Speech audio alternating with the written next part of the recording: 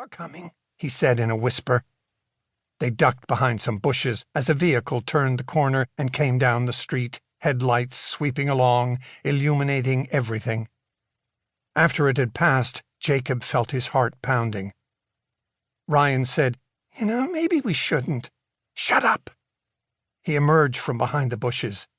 There was more light in the street than he would have liked, cast not only by street lamps, but also by the Christmas decorations, illuminated Santas, reindeers, and creche displays on the front lawns. At least Bascom's place was a little darker. Now they approached very slowly, keeping to the shadows of the parked cars along the street. Bascom's car, a green '71 Plymouth Fury that he waxed every Sunday, sat in the driveway, pulled up as far as possible. As Jacob moved along, he could see the faint figure of the old man sitting in a wing chair, looking at a giant screen TV. "Hold up, he's right there. Pull your hat down. Put your hood up, and the scarf." They adjusted their outerwear until they were well covered, and waited in the darkness between the car and a large bush. The seconds ticked past. "I'm cold," Ryan complained. "Shut up!" Still, they waited. Jacob didn't want to do it while the old man was sitting in the chair. All he had to do was stand up and turn, and he'd see them. They would have to wait for him to get up. "We could be here all night. Just shut up." And then the old geezer stood up. His bearded face and skinny figure were illuminated by the blue light as he walked past the TV and into the kitchen. "Go!" Jacob ran up to the car, Ryan following. "Open that up!" Ryan flipped open the carton of eggs and Jacob took one.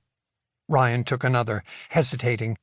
Jacob threw his egg, which made a satisfying splat on the windshield, then another and another. Ryan finally threw his. 6, 7, 8. They unloaded the carton on the windshield, the hood, the roof, the side, dropping a couple in their hurry. "What the hell?"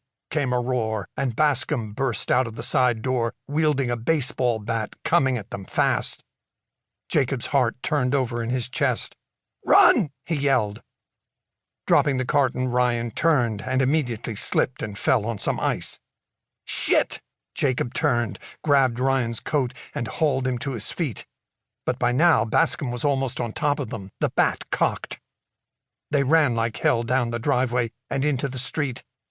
Bascom pursued, and to Jacob's surprise, he didn't drop dead of a heart attack.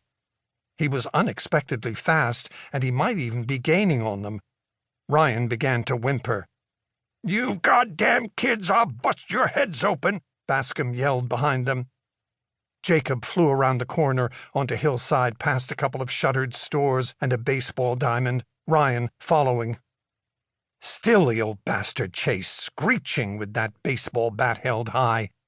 But it seemed he was finally getting winded, dropping back a little. They turned onto another street. Up ahead, Jacob could see the old shuttered Automart surrounded by a chain-link fence where they were going to build apartments next spring. A while back, some kids had cut an opening in the fence. He dove for the opening, then crawled through, Ryan still following. Now Bascom was really falling behind, still screeching threats. Behind the Automart was an industrial area with some dilapidated buildings. Jacob spied a nearby garage with a peeling wooden door and a broken window beside it. Bascom was now out of sight. Maybe he gave up at the fence, but Jacob had a feeling the old fart was still following. They had to find a place to hide. He tried the garage door, locked. Gingerly, he stuck his arm through the broken window, felt for the knob, turned it from the inside, and the door creaked open. He went in, Ryan following, and carefully and quietly he shut the door and turned the bolt.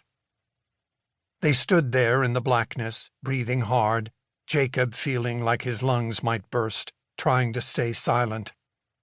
"Dumb kids," they heard shrilly in the distance. "I'll bust your balls." It was dark in the garage, which seemed empty except for some glass on the floor. Jacob crept forward, taking Ryan's hand.